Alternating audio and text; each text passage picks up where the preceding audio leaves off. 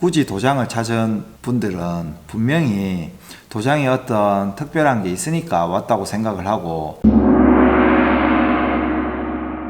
제가 오늘 이야기하고 싶은 건 무도를 오랫동안 수련하신 분들이나 격투 스포츠에 사활을 걸고 연습하고 계시는 선수분들의 얘기가 아니라 제가 늘상 만나는 수련생, 다이어트라든지 체력 단련 이런 피트니스적인 부분에 초점을 맞추고 도장에 오신 분들의 얘기인데, 이런 분들이 도장에 왔을 때 꼭 저한테 묻는 게 하나 있어요. 자기는 선수가 될 게 아닌데 꼭 스파링이나 대련을 해야 되는가? 아니면 오랫동안 운동을 하다 보면 시합에 꼭 출전해야 되나요? 약간 이런 부분들을 자주 묻습니다. 우리가 보통 시합을 뛰는 사람들을 선수라고 부르는데, 예전에 제가 찐공수들을 할 때는 저도 선수부와 일반을 구분하고 훈련도 좀 따라하고 그렇게 했습니다. 근데 지금은 제가 그런 거를 굳이 할 필요가 있나 이런 생각을 느끼고, 사실 도장에 선수부, 일반부 이런 걸 구분하지 않아요. 사실 누구나 운동을 하다 보면 한 번쯤 시합에 출전하게 됩니다. 그때는 우리가 그 사람을 선수라고 부르기도 하는데, 사실 그 선수가 다시 일반 수련생이 되거나 하는 게 아니라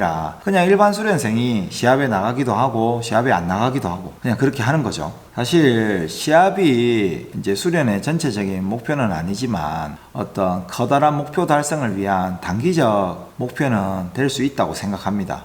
여타 피트니스 센터에 가지 않고 굳이 도장을 찾은 분들은 분명히 도장에 어떤 특별한 게 있으니까 왔다고 생각을 하고, 저는 그런 분들이 좀 특별한 경험을 했으면 좋겠습니다.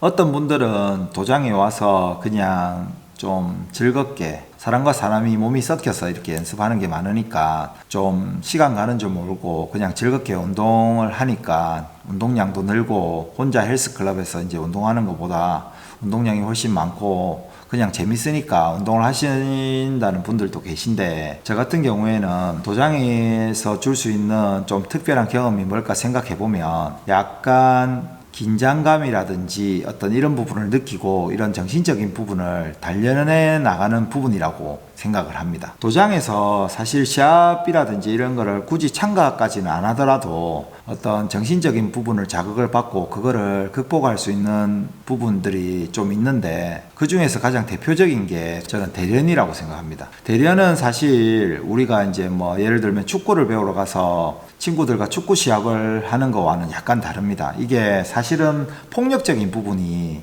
있다 보니까 같이 연습하던 사람하고 이렇게 연습을 하다 보면 좀 맞으면 아프구나라든지 아니면 내가 이 사람을 다치게 할 수 있겠다, 이런 조심성, 그리고 약간 이제 하다 보면 굉장히 참을성을 많이 요구하죠. 그게 육체적으로 맞아서 아픔을 참는 것도 있지만 정신적으로 받는 스트레스도 있습니다. 그리고 대련을 하기 전에는 당연히 처음에는 매우 큰 긴장감을 느끼기도 합니다.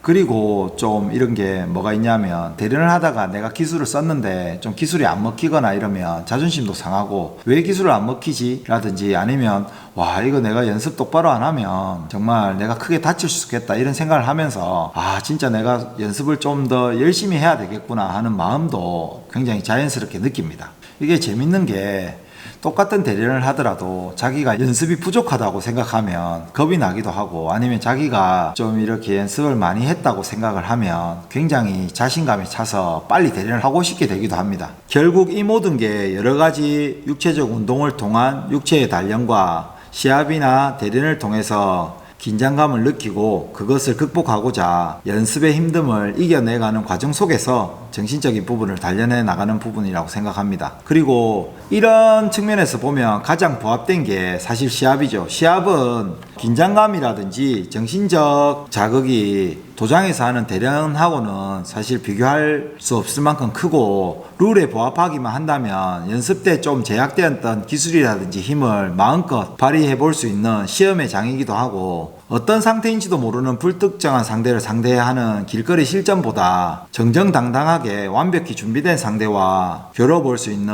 어떤 실전의 장이기도 합니다. 무도의 수련이라는 게 결국 육체와 정신을 단련하고 시합이나 대련을 통해서 좀 더 열심히 하고자 하는 마음을 되새기면서 성장해 나가는 과정이라고 생각합니다. 우리는 쉽게 육체와 정신에 관해서 느낄 수 있는 부분이 있는데, 예를 들면 자기가 아무리 피곤해도 마음에 드는 이성이 만나자고 하면 벌떡 일어나가지고 활기차게 준비해서 만나러 달려가기도 하고, 감기 몸살이라든지 이렇게 몸이 아프거나 약해지면 쉽게 참을 수 있는 사소한 일에도 짜증을 내거나 신경질을 내기도 합니다. 이렇게 육체와 정신은 좀 관계돼 있고 분리해서 생각할 수 없으니까 웨이트 트레이닝이라든지 기술 연습을 통해서 육체를 단련함과 더불어 정신을 단련해야 되고, 시합이나 대련에서 단순히 상대한테 이기고자 하는 마음에 국한되지 않고 좀 더 나은 자신이 되게끔 자기 자신에게 포커스를 맞추기만 한다면 시합이나 대련은 분명히 정신적인 부분을